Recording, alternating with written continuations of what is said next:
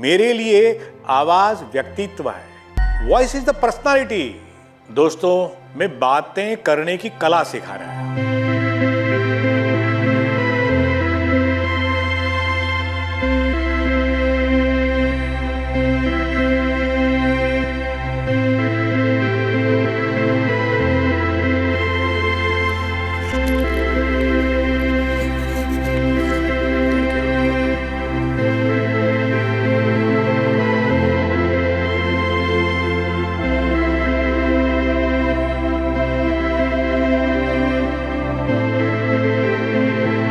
मानते हैं आप कि बातें करना भी कला हो सकती है? यूं देखें तो फिल्मों में क्या होता है, जैसा व्यक्ति होता है वैसी बात करता है, जैसी परिस्थिति होती है वैसी बात करता है। ये बातें करना कला है। आप और हम कुछ लोगों को सुनना पसंद करते हैं, कुछ लोग ऐसे हैं लगता है कि खिसके तो अच्छा है। ऐसा क्यों होता है? ऐसा इसीलिए होता है कि कई बातें हैं जिनकी जानकारी हमें नहीं होती है। किसी की आदत बन जाती है एक ही ढर्रे में मोनोटोनस बोलते रहने की। किसी की आदत बन जाती है कहीं दबाव में, तनाव में है, उसी को लिए वो बात करता है। आपको अपने स्कूल के टीचर से याद आए होंगे। कुछ टीचर्स जब क्लास में आते थे तो बड़ा आनंद आता था। कुछ टीचर्स विषय में बड़े अच्छे थे, फिर भी मजा नहीं आता था। क्यों? कंटेंट तो था लेकिन उसका एक्सप्रेशन नहीं था, अभिव्यक्ति नहीं थी। तो ये अभिव्यक्ति की कला है। ईश्वर ने हमें वाणी दी, बहुत बड़ा वरदान है। जिनके पास स्पीच नहीं है उनका दुख देखिए। हेलन केलर करके एक बहुत बड़ी व्यक्तिमत्व था। उसने कहा है कि अगर आपको मिल गया है ना, उसका कोई इतना महत्व नहीं है। वो सुन नहीं पाती थी, बोल नहीं पाती थी, देख नहीं पाती थी। हम बोल पाते हैं, सुन पाते हैं, देख पाते हैं। तो ईश्वर के इस वरदान का बहुत ही अच्छा उपयोग करें। बोलने से आप दोस्त बना सकते हैं, बोलने से आप झगड़ा खड़ा कर सकते हैं। अब एक उदाहरण लें। अनजान आदमी आपको फोन करता है, उसका चेहरा तो दिखता नहीं, और वो जैसे ही शुरू करता है, नमस्कार सर, मैं आपसे बात करना चाहता हूं, आप ही हरीश व्यास? मुझे लगता है ठीक आदमी होगा, अब मैंने तो देखा नहीं। उससे बात करने के तरीके से मुझे लगा कि ढंग का आदमी होगा। और एक आदमी ने कहा, आप हरीश व्यास हैं? मैं कुछ पल बात करना चाहता हूं, फ्री हैं आप? अब मैंने अंदाज लगा लिया कि ये ढंग का आदमी नहीं है। हो सकता है उल्टा हो, जिसने बड़े मीठे सुर में बोला है वो भला आदमी ना हो, और जिसने कड़वे सुर में बोला है वो भला आदमी हो। लेकिन पहली पहचान तो हमारी वाणी से होती है। जरा आपकी उम्र की बात करें तो आप प्यार में जब किसी के गिरते हैं, पढ़ते हैं, क्या कहते हैं, ये तो प्यार करते हैं कहिए। तो प्यार करते हैं तो पहले उसको सुनते हैं। वो कानों से मिश्री घोलने वाली आवाज जब अंदर जाती है तो दिल को सुकून मिलता है। ऐसा लगता है कि अच्छा बोल रही है, अच्छा बोल रहा है। उसके बाद आगे की बातें होती है। तो आप कहेंगे कि आप तो बातें कर रहे हैं तो जमाने की है, हम भी जानते हैं। आप जानते हैं, लेकिन आप उसके तरीके नहीं जानते कि कैसे इस आवाज को कल्टीवेट किया जाए। आपकी वॉइस जो है, उस वॉइस की टोनल क्वालिटी क्या है, उसमें डिफेक्ट जो हो सकता है और गुड क्वालिटीज भी हो सकती है। तो अनुभव के आधार पर मैं बता सकता हूं। मैं आवाज से ही आदमी को जानता हूं। मेरे लिए आवाज व्यक्तित्व है। Voice is the personality. मेरे लिए आवाज उस अंदाज में है कि उस आदमी की, अच्छा शब्द नहीं है कि वैल्यू, कीमत मैं उसके आधार पे करता हूं, और कुछ हद तक मैं सही भी ठहरा हूं। तो दोस्तों, हम बातें करेंगे बातें करने की कला के बारे में। कुछ मेरे अनुभव के बारे में बताऊं। मैंने करीब 35-40 वर्ष वाचिकम पढ़ाया। आप कहेंगे वाचिकम क्या है? संस्कृत शब्द है। भरत मुनि ने एक्टिंग के बारे में बताते हुए कहा कि एक्टिंग 4 हिस्सों में हम माने, 4 अंग है उसके, आंगिक, वाचिक, आहार्य और सात्विक। आंगिक अंग से करते हैं, मैं बात करते करते जो अपने जेस्चर्स हो रहे हैं, मैं जो बोल रहा हूं, मॉड्यूलेशंस हो रहे हैं, वो वाचिकम है। आहार्य, जो मुझे कुर्सी दी गई है, मैंने जो पहना है, पीछे कोई बैकड्रॉप है, तो आहार्य। और सात्विक थोड़ी गहरी बात है, अंदर से जब आप मन के साथ जुड़ जाते हैं तो कभी बोलते बोलते आंसू आ जाते हैं, कभी रोमांच हो जाता है, कभी अश्रु आने के साथ साथ पसीना होने लगता है डर के मारे, ऐसा भी होता है सीन करते हैं। ये सात्विक है। पहली बात करेंगे हम वाचिकम की। तो मैंने 40 वर्ष पढ़ाया है। यहां जो institute of leadership and governance है एमएस यूनिवर्सिटी में, वहां पब्लिक स्पीकिंग के लिए मैं फैकल्टी हूं। एक यूनिवर्सिटी में कोर्स चलता है, वो है लाइफ लॉन्ग एजुकेशन। उसमें एक्सटेंशन में मैंने 25 वर्ष पढ़ाया। कई मेरे विद्यार्थी तैयार हुए, कई एंकर्स हैं, कई आरजे हैं। मैं यूनिवर्सिटी में जाता हूं, खास करके जो शिक्षक होते हैं, जो सेल्समैन होते हैं, या जो एक्टिंग सीखना चाहते हैं, उनके लिए महत्वपूर्ण है आवाज। डेमोस्थेनिस नाम के एक ग्रीक राइटर थे, डेमोस्थेनिस। किसी ने उनसे पूछा, कलाकार के लिए, अभिनेता के लिए सबसे महत्वपूर्ण बात क्या है? उन्होंने कहा वॉइस। फिर से किसी ने पूछा, हां लेकिन दूसरी महत्व की बात क्या हो सकती है? उन्होंने कहा दूसरी बात वॉइस। तीसरी, वो भी वॉइस।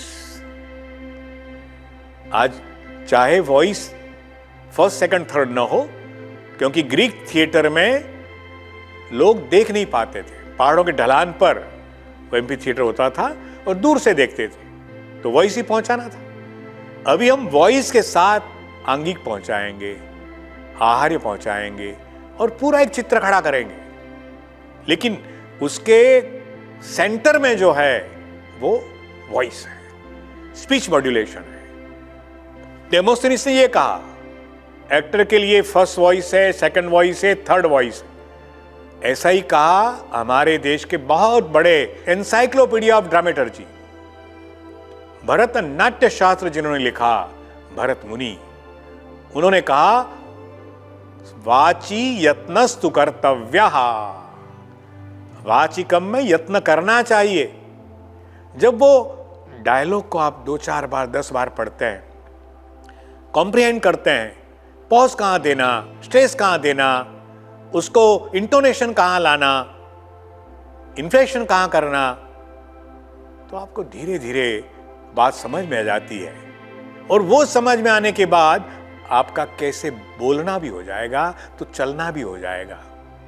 वो भाव पकड़ते हैं आप, और भाव पकड़ते हुए आप उसको बड़े अच्छे ढंग से कर पाएंगे। इसीलिए वाचिकम करना चाहिए। तो ये वाचिकम इस तरह महत्वपूर्ण है। मैं तो अमोल पालेकर को पढ़ रहा था। There is a book actors on acting. Amol Palekar ji से किसी ने पूछा, आपने देखे हो अमोल पालेकर जी मेरे जमाने के, लेकिन एक्टर ही होता है, वो जमाना नहीं होता है।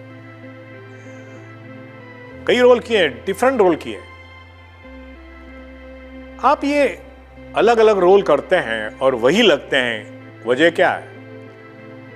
अमोल पालेकर जी ने कहा कि पहले मैं ये तय करता हूं कि ये जो कैरेक्टर है किस सुर में बोलेगा। I decide the pitch.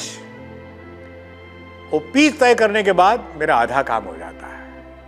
ना, एक यूं कहें कि बड़ा शठ, बड़ा कमीना आदमी है। फिल्म में, नाटक में आपको कमीनापन दिखाना है तो first it should come through your voice. आप सुर पसंद करेंगे। ऐसे ही आपको एक भोला आदमी दिखाना है तो सुर पसंद करेंगे आपकी, वो भोला दिखे।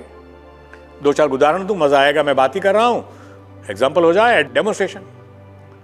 मैं काम कर रहा था आषाढ़ का एक दिन में, जाना माना नाटक है मोहन राकेश का। विश्व में अगर हिंदुस्तान के 10 नाटक रखने हो तो इसे रखना पड़ेगा। मैं उसे मातुल का रोल करता था। मातुल मतलब वो कालिदास और उसकी प्रेयसी मल्लिका के बारे में है, उसका कालिदास का मामा। वो चाहता है कि कालिदास राजकवि बन जाए, घर अच्छा बन जाए। राजकवि बनने से फिर कई फायदे होते हैं, बड़ा प्रैक्टिकल आदमी है वो। लेकिन कालिदास मना करता है।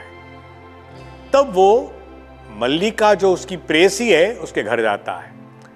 उसकी मां मल्लिका की अंबिका वहां है। देखिए, मैं अंबिका शब्द को 2-4 बार दोहराता हूं, अलग अलग सिचुएशन में। मेरी भी मानसिक स्थिति बदली है और उस बदली जो मानसिक स्थिति है उसके आधार पे मैं किसी को बुलाता हूं। पहली बार चिढ़ा हुआ आदमी है, मल्लिका की मां घर में है। कोई भी मां चाहेगी कि बेटी उस घर में ब्याहे जहां खाता पीता घर हो। ये तो कविता करता है। बाहर से चिल्लाता आता है मातुल, अंबिका, हरि हो अंबिका, घर में हो कि नहीं? हाँ, घर में ही हो। अब क्या कहें, राजकवि का सम्मान मिल रहा है और ये राजकवि बनना नहीं चाहते। कहते हैं मैं कविता करूंगा। क्या रखा है कविता में? इससे कौन सा पेट भरता है? ये तो हुई एक बात। अब कालिदास राजकवि हो गए तो मातुल के भी मान सम्मान बढ़ गए। छोटा सा झोंपड़ा था वो तो महल बन गया, कपड़े भी बदल गए। अब वो बड़े प्रसन्न हैं और आते हैं और कहते हैं, अंबिका, अरे ओ अंबिका, अरे घर में हो कि नहीं? देखो, राजकवि बनने के बाद क्या परिवर्तन हुआ है। राजमहल से कुछ लोग आए थे, कह रहे थे आपकी जो आवश्यकता है बता दें। फिर मल्लिका आती है, अंबिका नहीं रहती, मृत्यु हो जाती है उसकी। वो राजमहल जाता है, फिसल जाता है, टांग टूट जाती है। बारिश के दिन वापस आता है और वही बोलता है, अंबिका की जगह मल्लिका है बस। मल्लिका, अरे ओ मल्लिका, घर में हो कि नहीं? हाँ हाँ हाँ, ठीक है, घर में ही हो। मैं राजमहल गया था, टांग तुड़वा के आया। वहां की जमीन पांवों को पकड़ती नहीं, फिसल गया। देखिए, वो अंबिका अंबिका मल्लिका बोलने भर से पता चलता है कि आगे के भाव क्या है, स्थिति क्या है। ऐसा हो सकता है। मैंने भीष्म का पात्र किया महाभारत आधारित नाटक में। दुर्योधन पर बड़े क्रोधित होते हैं। भीष्म तो पितामह है। मेरा शरीर तो बदलेगा नहीं, मैं उससे थोड़ा मोटा था, 10-8 किलो कम हो गया हूं अभी, लेकिन उस समय था तो अच्छा था वजन। लेकिन आवाज काम कर जाती है। आप उसको कॉस्ट्यूम पहनवा सकते हैं, वीक कर सकते हैं, आप उसके ऑर्नामेंट कर सकते हैं, लेकिन आवाज और नाटक में। दुर्योधन कहता है, सुई की नोक पर रहे उतनी जमीन भी हम नहीं देंगे। भीष्म कहते हैं, मैं ज्यादा नहीं बोलूंगा क्योंकि गुजराती नाटक था, लेकिन आपको पता चले कि वो क्रोध कैसे प्रकट होता है। दुर्योधन, तू ये मानता है कि कुरुवंश में कोई भिक्षा मांगे, श्वशुर की सांस पर जिए?